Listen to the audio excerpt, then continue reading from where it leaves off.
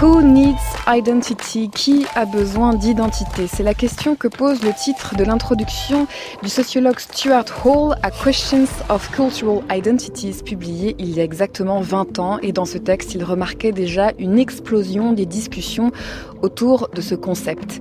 Les notes de l'introduction citent Butler, Derrida, Foucault, Lacan, Dussérieux. À l'occasion de sa mort en février 2014, le jeune chercheur français Maxime Servul, cette fois, parle de lui. Stuart Hall percevait l'identité comme un processus, non comme une donnée fixe.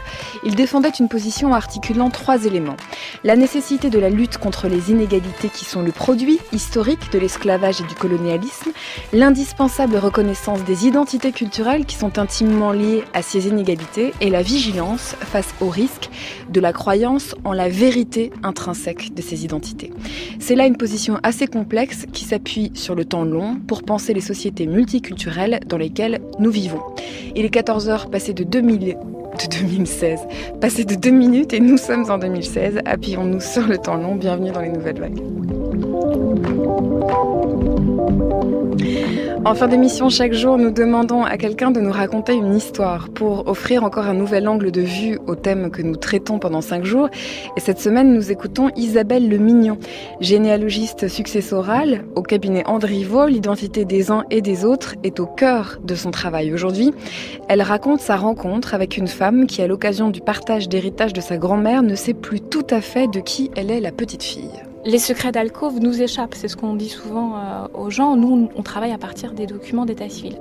Dans ce cas-ci, c'est la connaissance des lois en vigueur en 1940 qui permettront de rassurer. Trouble passager dans l'histoire vers 14h50.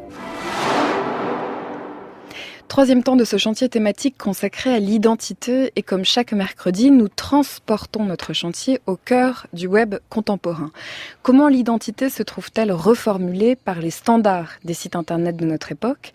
Quelles sont les logiques qui régissent la rencontre réussie entre les expressions personnelles et les industries du numérique? Ou, pour reprendre encore une fois la question de Stuart Hall en français, qui a besoin d'identité? Gustavo Gomez Mejia, ce sont vos textes, et en particulier Les Fabriques de Soi, parus aux éditions MKF, qui m'ont mise sur la piste de Stuart Hall. Bonjour et bienvenue. Bonjour, merci beaucoup. Peut-être pour commencer, on pourrait parler de votre matériel de recherche, qui est toujours, pour les personnes habituées aux sciences humaines, un matériel un petit peu nouveau, en fait, quand on travaille sur le web contemporain. Qu'est-ce que vous avez regardé? Qu'est-ce que vous avez manipulé? Qu'est-ce que vous avez noté?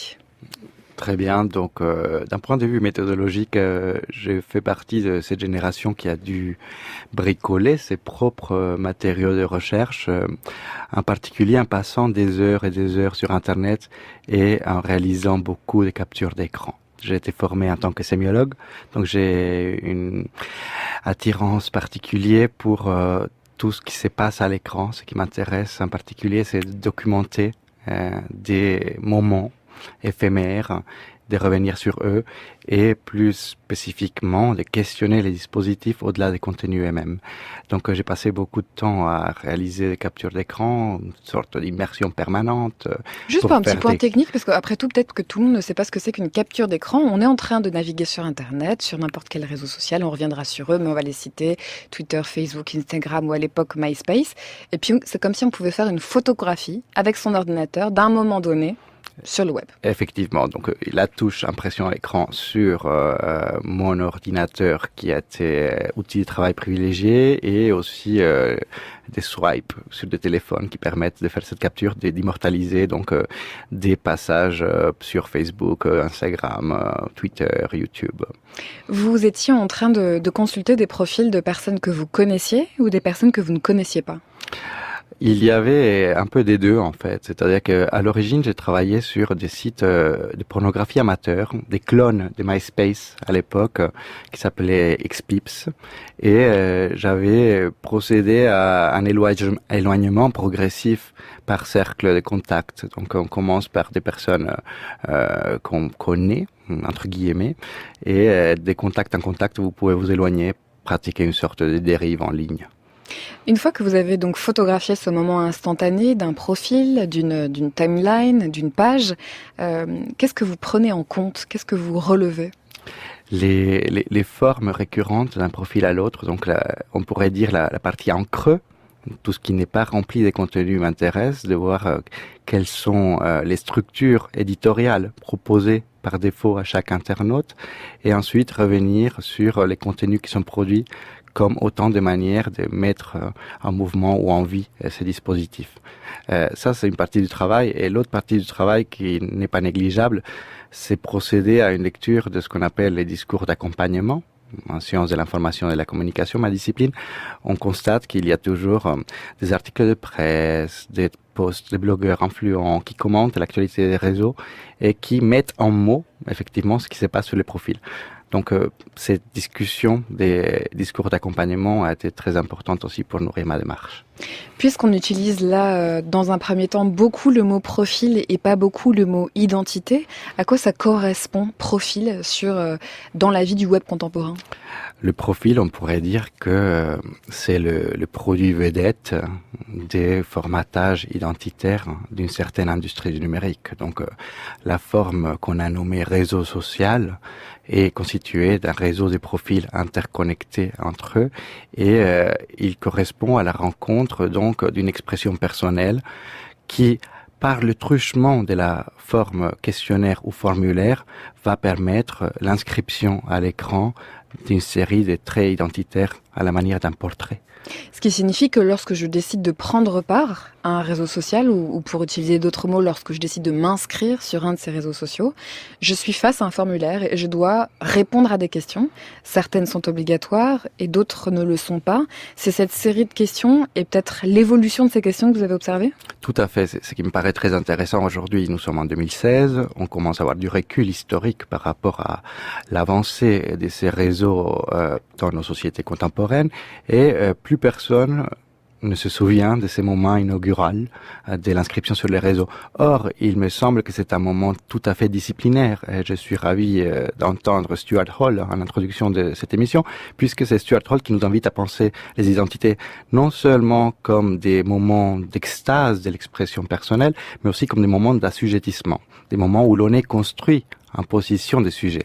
Donc, par rapport au moment de l'inscription sur un profil, c'est un moment de remplissage d'un formulaire qui est très administratif, on pourrait dire, où l'on est invité à construire son identité selon des marqueurs imposés, certains facultatifs, certes, mais qui se trouve, on pourrait dire, euphémisé dans son caractère administratif par une forme d'euphorie de rejoindre un monde social. Donc, on remplit tous un formulaire, mais c'est pour la bonne cause. À l'autre bout du tunnel du formulaire, il y aura les mondes des amis.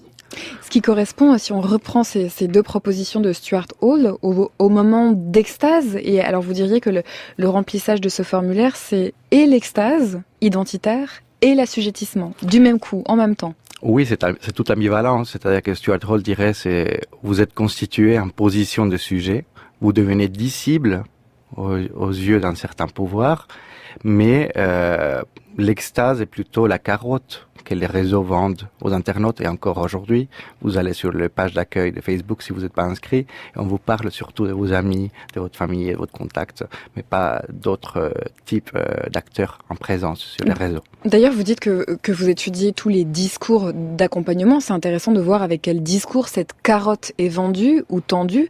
Par exemple, pour Facebook, comment est-ce qu'on parle de manière métaphorique de l'endroit que l'on s'apprête à rejoindre ?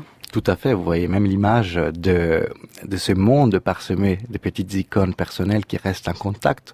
D'un point de vue humain, on mobilise des métaphores, le contact, l'amitié, le partage qui, en tant qu'humains, nous concernent tous et nous prennent par notre bord le plus sensible et le plus symbolique.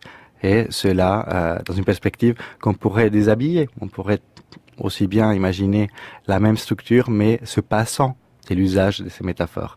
Et à ce moment-là, on aurait peut-être des expressions plus plates, comme un réseau de contacts, non pas un monde de partage entre amis, envoyé ou diffusé au lieu de partager. Donc tout ce vocabulaire, me semble-t-il, injecte une forte dose d'imaginaire chaleureux, communautaire, somme toute, à l'écran. Et injecte